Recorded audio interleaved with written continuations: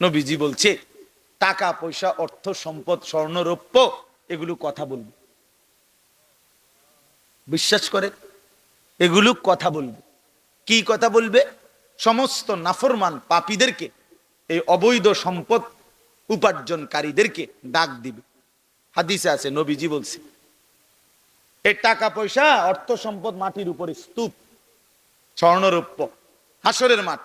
তো এরা ডাকবে, স্বর্ণই ডাক দিবে আর কি, রৌপ্যের খনি ডাক দিবে, এই না সারেক, সোর তুই কই, এদিকে এদিকে এদিকে, এই ডাকাত এদিকে, সুদখোর, হারামখোর, কিস্তিখোর এদিকে, তোর বহুত টাকা দরকার ছিল, এখন নে, এখন নে, যা লাগবে এখন নে, হারামখোর এখন নে।